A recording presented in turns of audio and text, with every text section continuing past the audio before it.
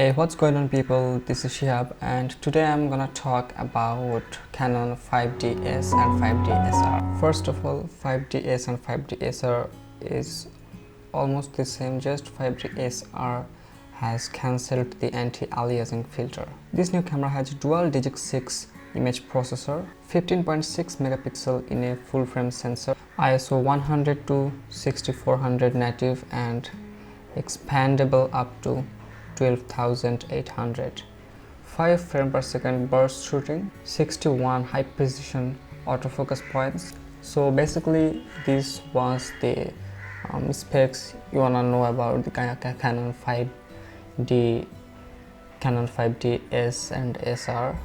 Now the main thing is 50.6 megapixel.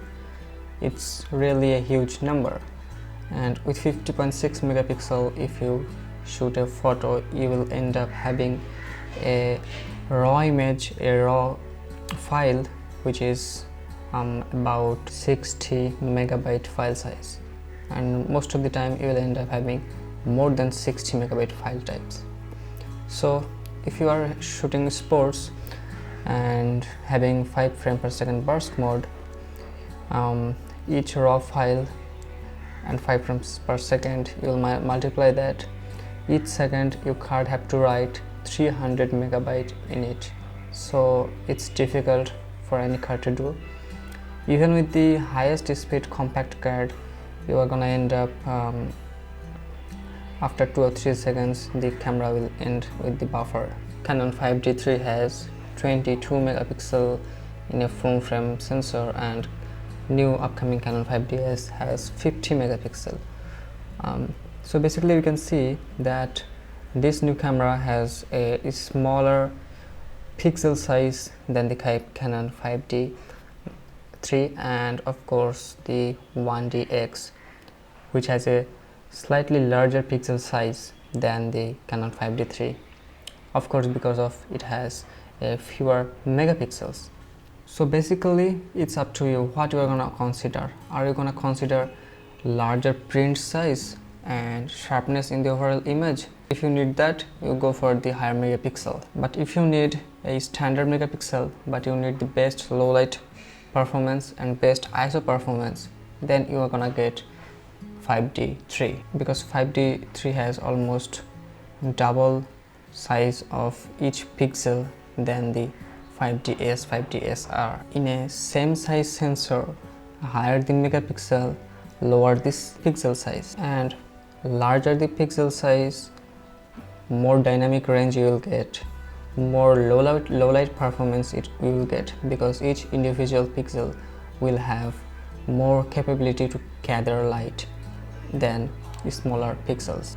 Nowadays smartphone cameras has 20 megapixel, APS-C sensor camera has 20 megapixel, and full frame 35mm cameras also have 20 megapixels, also sometimes 22 or 24 megapixels. Now you can't compare a smartphone 20 megapixel with a full frame 20 megapixel, because a smartphone camera has really tiny sensor and each individual pixel will be so tinier, and a full frame 35mm sensor has a 35mm sensor, and each pixel size will be much more larger than your smartphone camera's image sensor has. So Canon 5D3 is a very famous, very awesome, a very good camera in terms of variety of usage, and it's a all-rounder very good camera. Would you go for Canon 5DS or Canon 5DSR? That's a question. I would still go for the Canon 5D3 because of few things. I don't need a 50 megapixel because I don't want to print too large, like I don't want to print for a billboard. Second reason, I want the best low light performance, I want the best ISO performance, I want to get more dynamic range, which all has better in 5D3 than the 5DS or 5DSR. And another deal breaker for me is having no 4K. Come on, this is 2015. You have to have a 4K in camera. 1080p is gone long ago, so if there would be a 4K at least in video mode, many people might consider. I'm not saying it's bad, I'm not saying that having it's crap, but it's definitely what you need for.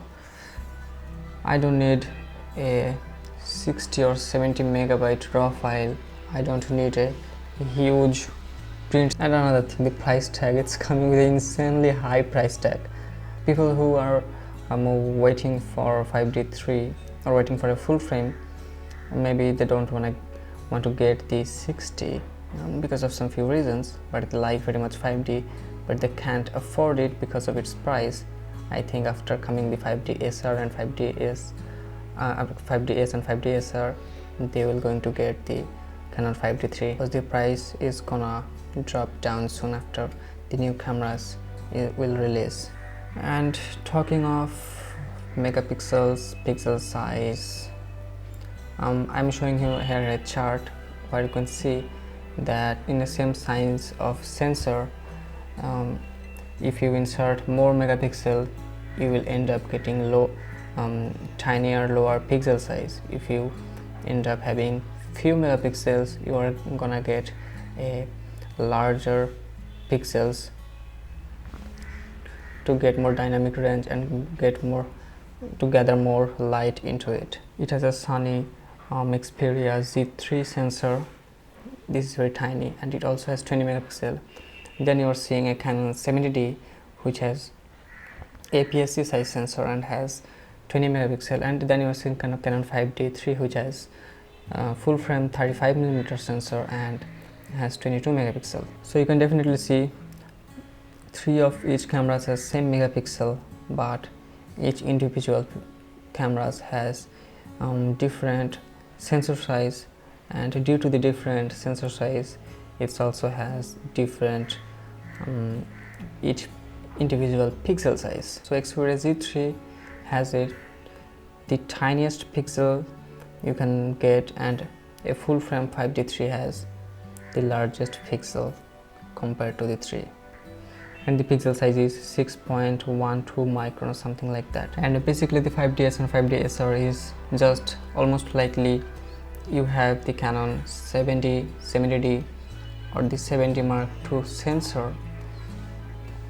and you just expanded the sensor size and put them in Canon 5D SR and make a new camera.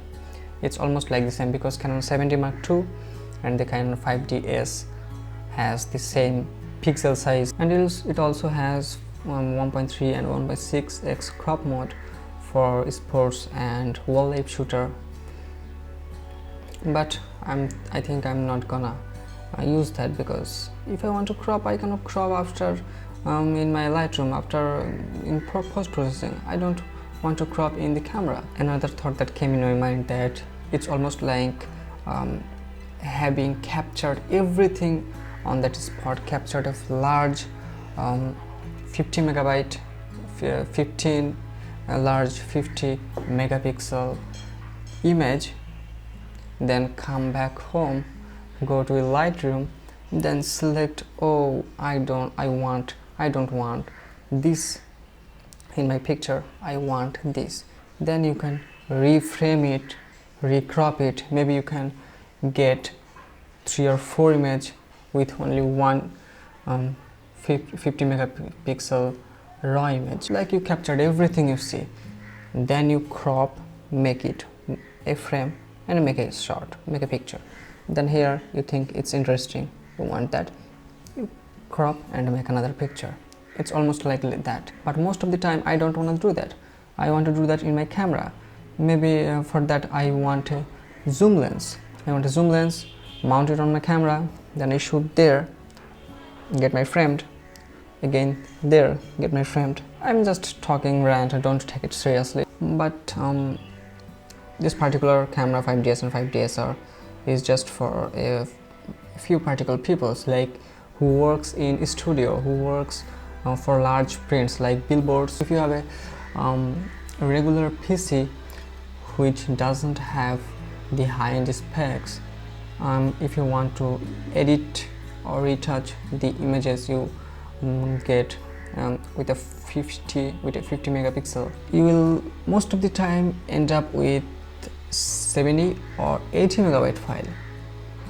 When you are editing 80 megabyte file in a Lightroom, after doing few brush tool, few adjustment, few lens correction, your PC will start lagging because there is a lots of things to do with the large file size, and probably most of the time the general regular PC won't handle that. Anyway, this particular camera 5DS and 5DSR has a few drawbacks, a few deal breakers, but if you want that, just go for it.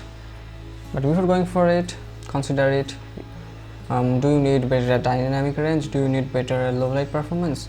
Or do you need sharper image and larger print capable image? If you want better dynamic range and better low light performance, go for the Canon 5D3. If you want sharpest picture possible and picture that you can print large, then go for the 5DSR. That's the simple conclusion I can say to you. Thanks a lot for watching. Please subscribe to my channel to get updated with my videos, and please give some like to my videos. Comment if you want to know something, if you have to say something, comment in the comment section, and please share the video, and of course please don't forget to subscribe. I'll see you in the next one.